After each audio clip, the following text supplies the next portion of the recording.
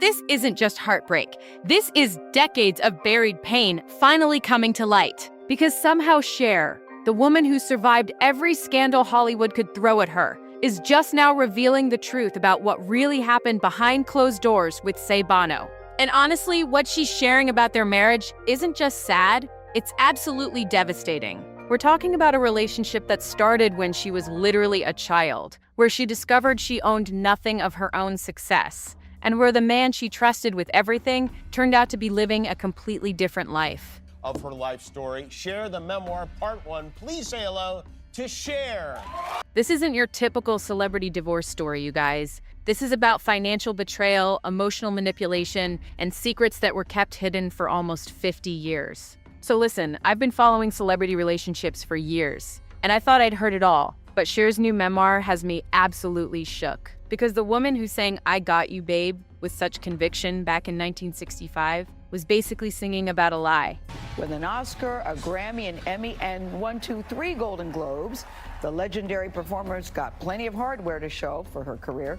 And the worst part? She didn't even know it was a lie until years later, when her boyfriend had to get lawyers involved just to show her what her own contract said. We're talking about Sonny owning 95% of something called Cher Enterprises, while Cher herself owned literally nothing. Like, imagine building your entire career with someone, being the face everyone recognizes, and then finding out you're basically an employee in your own life. But before I get into all the financial drama and the absolutely wild living situation they had going on, because trust me, it gets bizarre, let me take you back to where this whole mess started. Because understanding how Cher ended up in this situation requires going back to 1962, when she was just 16 years old and basically homeless in Los Angeles. Picture this. Cher's 16, she's dropped out of high school, and she's got these big dreams of making it in Hollywood. But she's also broke and about to get kicked out of her apartment because her roommates decided they didn't want her around anymore. So she's at this party, probably feeling lost and desperate, when she sees this guy who's 11 years older than her and already working in the music industry with Phil Spector. That's Sonny Bono. And according to Cher herself, everyone just disappeared when she first laid eyes on him. She called him the most unusual person I'd ever seen. Now here's the thing that gets me. Sonny wasn't even interested in Cher at first. He was actually checking out her friend at that party. But when Cher needed a place to stay, Sonny offered her his couch under one condition. She had to do housework, and he made it crystal clear that he didn't find her attractive. Can you imagine being 16 and desperate, and some older guy basically tells you, "Yeah, you can stay here, but just so we're clear, I don't think you're cute." That's how their relationship started, you guys. Not exactly the romantic beginning everyone thought it was, but somehow, living in this weird domestic arrangement, they started working together musically. Cher began as background vocals on those legendary Phil Spector production. You know, "Be My Baby" by the Ronettes, "Clack, Da Do Ron" by the Crystals. She was there in the studio learning the business while basically being Sonny's unpaid housekeeper. And that dynamic of her working while he controlled everything, that pattern started from day one and never really stopped. When they finally released "I Got You, Babe" in 1965, it shot straight to #1 and made them instant superstars. But even then, even when Cher was the voice everyone fell in love with, Sonny was the one making all the business decisions. She trusted him completely because, in her words, she had such a hero worship of Sonny. She genuinely believed he was looking out for her best interests. And why wouldn't she? He was older, he seemed to know the business, and they were making beautiful music together. Their TV show, The Sonny and Cher Comedy Hour, became this massive hit from 1971 to 1974, and audiences loved watching them banter and perform together. Behind the scenes, though, things were falling apart in ways that would make your head spin. Because while America was watching this happy couple on their screens every week, the real Sonny and Cher were living completely separate lives under the same roof. And here's where it gets absolutely wild. By 1972, both Sonny and Cher were openly having relationships with other people, but they were all living in the same house together. Like, Sonny had moved his girlfriend into their mansion, and Cher was seeing a guitarist from their band. But they kept up the TV show marriage because their careers depended on the public thinking they were this perfect couple. Sonny even wrote in his diary, and this is a real quote, "Connie and I live together as husband and wife, but my public wife is still Cher in order to maintain all the things I want right now." Can you imagine the psychological damage of living that way? You're performing this loving relationship on television every week, singing songs about devotion and partnership, while your actual husband is literally sleeping with someone else down the hall and writing in his diary about how you're just his public wife. And the whole time, Cher thought they were in this together as equal partners. But the real betrayal came when Cher finally tried to understand their business arrangements. This is the part that actually made me gasp when I read it, because it's so much worse than just cheating. When David Geffen, who was dating Cher during the divorce proceedings, got his hands on her contracts, he discovered that Cher Enterprises, the company that was supposed to represent both of them, was actually 95% owned by Sonny and 5% owned by their lawyer. Cher, whose name was literally on the company, owned 0% of her own career. But it gets worse. Sonny had also made Cher sign contracts that prevented her from taking any jobs without his permission. So not only did she not own any part of their success, she couldn't even work independently if she wanted to. David Geffen reportedly called it slave labor. And honestly, that's not an exaggeration. Cher had become a prisoner of her own fame, and she didn't even realize it until someone from outside their relationship showed her the paperwork. When Cher confronted Sonny about this, his response was chilling. According to Cher, he just said, "I always knew you'd leave me." Not an apology, not an explanation for the betrayal, just this admission that he'd been planning for her departure by making sure she couldn't actually leave with anything. And when she pressed him about how he could do that to someone who had worked beside him for almost 12 years, he had no answer. The divorce proceedings that followed were absolutely brutal. Cher filed for divorce in 1974, citing involuntary servitude as the reason for their split. Think about that phrase, involuntary servitude. That's what you call slavery. And Sonny fought back by taking her to court for custody of their daughter Chesty, now Chaz. So not only was he trying to keep control of her career and finances, he was threatening to take away her child. Throughout all of this legal warfare, they still had to continue working together because Cher was contractually obligated to appear in shows and TV specials with Sonny. Can you imagine having to perform love songs and comedy sketches with someone who you've just discovered has been financially abusing you for over a decade? They had to pretend everything was fine while lawyers were fighting over every dollar and every custody arrangement.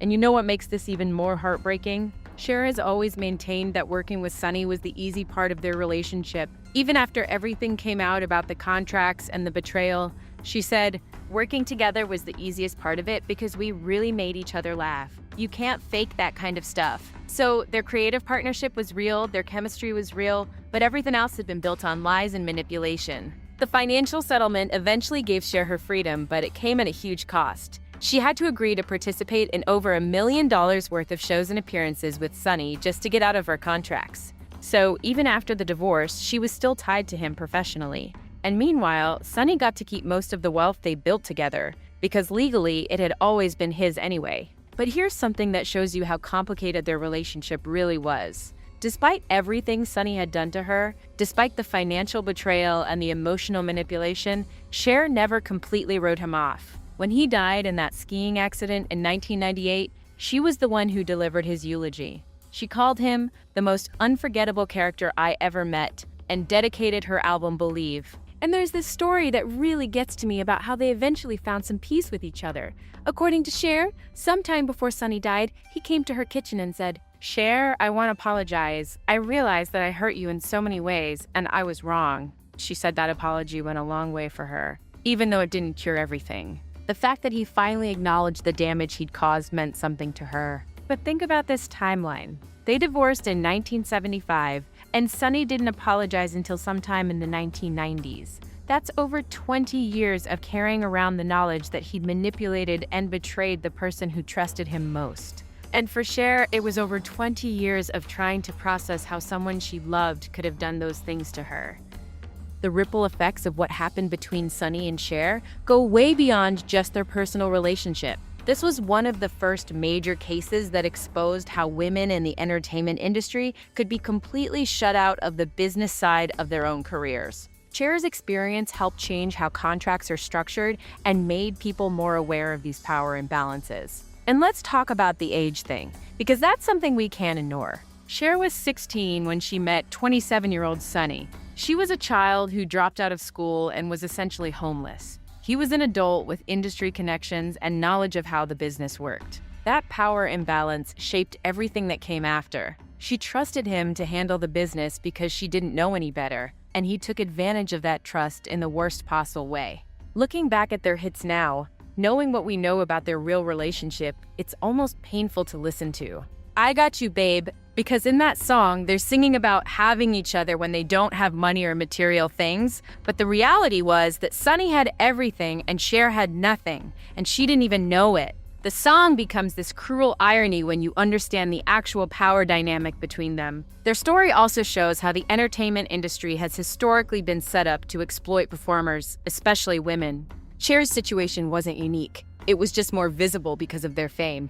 How many other performers have been shut out of the profits from their own work? How many other women have discovered that their husbands or managers had been stealing from them for years? And can we talk about the psychological impact of living the way they did? Performing this happy marriage on television while your real relationship is falling apart, sharing your home with your husband's mistress, being financially dependent on someone who's betraying you, that's not just difficult, that's traumatic. The fact that Cher survived it and went on to have this incredible solo career is honestly miraculous. The memoir Revelations also shed new light on why Cher became so fiercely independent in her later relationships. After discovering how completely she'd been controlled and manipulated, it makes sense that she'd never want to be in that position again. Every business decision she made after the divorce was about maintaining her autonomy and never again being at someone else's mercy. What really strikes me about this whole story is how Cher has handled telling it. She's not trying to destroy Sonny's memory or make him into some kind of monster. So it was a journey, and after I left Sonny, I started to kind of... She's just finally telling the truth about what their relationship was really like, and letting people understand why their divorce was so bitter and complicated. She's acknowledging that their creative partnership was real and special, while also being honest about the betrayal and manipulation. And honestly, reading about all this makes me understand why Cher has always been so protective of her independence. After being told at 16 that she could stay in someone's house as long as she did the cleaning, after discovering that her name was on a company she didn't own, after learning that she couldn't work without permission from the man who was stealing from her, of course she became someone who refuses to be controlled by anyone. The timing of these revelations is interesting too.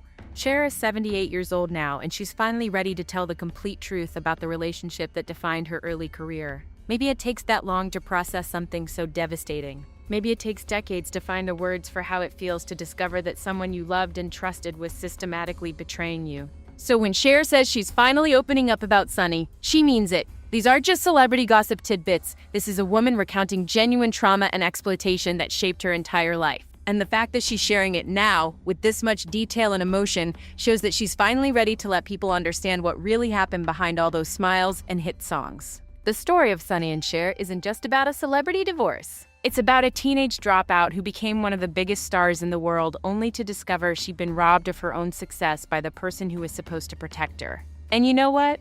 The fact that Cher survived all of this and went on to have the career she's had, the relationship she's had, the independence she's fought for, that's the real story. She has an in, not the betrayal, not the manipulation, but the strength it took to rebuild her entire life after discovering that her foundation had been built on lies. So yeah, when she says it's terrible, she's not being dramatic. What Sonny did to her was terrible. But what's amazing is that she survived it, learned from it, and used it to become someone who could never be controlled like that again. That's the real power in finally telling this story. What do you think about all this? Does it change how you see their music and their TV show? Let me know in the comments what shocked you most about these revelations. And if you want to hear more about celebrity relationships that weren't what they seemed, hit subscribe and the notification bell, because trust me, there are more stories like this that need to be told.